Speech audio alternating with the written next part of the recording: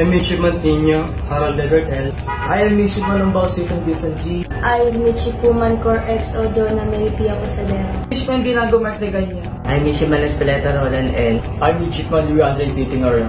I'm Midshipman Gregor Espeleta. I'm Midshipman Lieutenant Commander Discar. I'm Midshipman Nalapadan Carl Anthony A.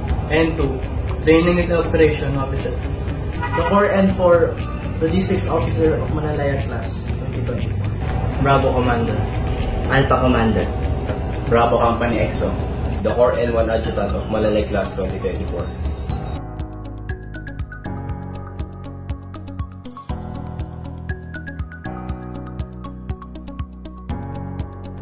Una sa lahat, ang disiplina. Dahil magagamit mo ito sa iba't ibang profesyon.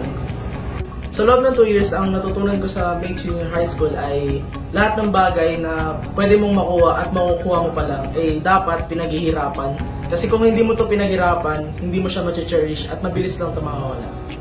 Ang natutunan ko sa Mate Senior High School is yung unang-una yung tinuro sa amin ni Captain Pasco, yung sa privilege, kasi lahat ng ano mo dito, katulad nung pagbukas ng collar, pagsuot ng wristwatch, tapos yung sa badge logo. Lahat yon nakuha namin sa bago mag 1 year. So, ayun yung pinaka natutunan ko na lahat ng bagay dapat paghirapan. Isa sa mga natutunan ko sa loob ng 2 taon na pag-aaral ko dito sa Mate Senior High School na ita-treasure ko is yung pagkakaroon ng camaraderie. Hindi siya pa sa academics, magagamit mo siya sa buhay, sa totoong buhay. Kasi dito mo makikita yung importansya ng pagiging ng mga kaibigan mo. Hindi lang sa mga gawain pang-eskwelahan, kundi sa mga formation. May enjoy mo yung mga formation pag ginagawa mo yun kasama yung mga kaibigan mo. Sa loob ng 2 years, ang natutunan ko sa Mate Senior High School is maging disiplinado at responsable. Sa loob ng 2 years, ang natutunan ko sa Mate Senior High School ay ang pagkakaroon ng disiplina at time management. Sa loob ng 2 years dito sa Mate Senior High School, marami akong natutunan na sa academics and especially sa pagiging isang disiplinadong kadete. Dahil sa mga trainings and doon nabibuild yung pagiging disiplinado namin na kadete.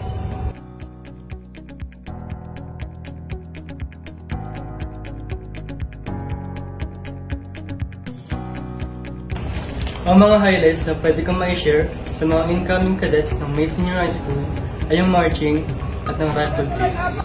Dahil kung makikita sabay-sabay tayo sa pag-execute nito at in cadence, malalaman natin ang tunay na camaraderie.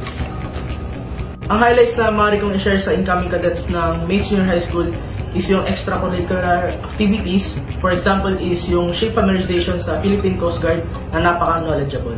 Yung highlights sa Mate Senior High School para sa akin is yung disiplina talaga, kasi orientation pa lang, ayun na yung pinapakilala sa amin. So, ayun yung masasabi kong highlights talaga dito, kasi tuturuan ka madisiplina at dumisiplina. Kasi kita naman sa mga kadete na paglabas nila ng school is disiplinado naman sila.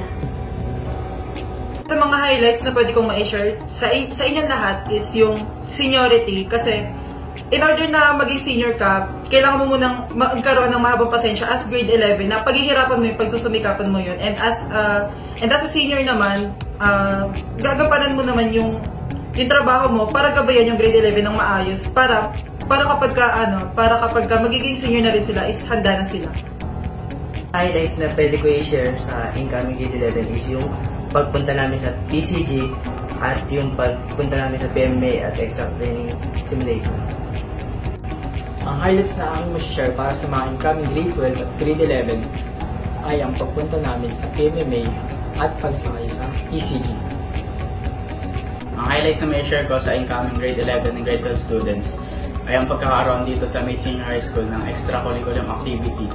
Dapat hindi nila sayangin ang opportunity na ito dahil nabibigay ito sa kanila ng advanced knowledge, and ito ay isa sa best experiences ko dito sa Mate Senior High School. Ang highlights na pwede kong i-share sa mga incoming grade 12 and grade 11 is yung pagpasok namin sa PMMA. Dahil sa pagpasok namin sa PMMA ay marami kami natutunan, naging more disciplined cadets kami, And sobrang nakita namin yung mga trainings nila and dun parang gusto namin, na-inspire kami sobra.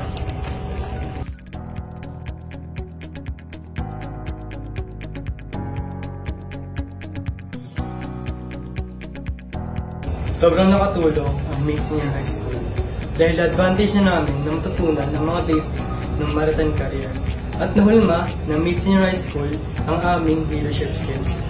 Sobrang nakatulong ang Made Senior High School sa paglalakbay sa buhay ko at sobrang naging positive ang epekto nito. Ay hindi lang ako nagsasabi nito as myself kasi marami na rin nagsabi katulad ng mga alumni natin. Para sa akin, nakatulong yung Made Senior High School sa biyahe ng buhay ko kasi hindi lang naman academics yung tinuro sa amin dito, lalo na si Captain Pasco, Captain Salvilla, yung mga faculty. Tinuruan din kami kung paano lumaban sa buhay, hindi lang through academics, pati sa labas ng school kung paano lumaban. Nakatulong sa akin ang Made Senior High School sa pag-usad ko sa buhay. Una-una kasi, titingnan natin yung mga board of directors, yung mga wisdom of words nila habang nag-i-instruct sila sa classroom instructions. Kung titingnan natin, hindi naman nila mararating yung ganyang posisyon nila kung hindi ganun yung mga hugot nila sa buhay nila. Sa Made Senior High School, sa next kong papasukan dahil nagbigay sila ng advanced knowledge about sa barko. Oo, natulungan ako ng Made Senior High School sa pag-aanda sa aking susunod na biyahe. Ito, nalabas na ang aking pagiging disiplinado at abilidad na pag-iisip at confidence sa sarili. Sobrang natulong ang Made Senior High School dahil dito nagkaroon ako ng advanced knowledge about sa mga ship. Ako nakatulong ang Made Senior High School sa akin dahil nagbigay ito sa akin ng disiplina sa sarili, pagkakaroon ng time management at leadership. Sobrang nakatulong itong Made Senior High School sa akin dahil marami akong natutunan and meron ditong advanced knowledge na makukuha mo pagdating sa college. Maraming trainings din and yung discipline talaga. Discipline yung pinaka-importante lalo na sa incoming college na kukunin natin.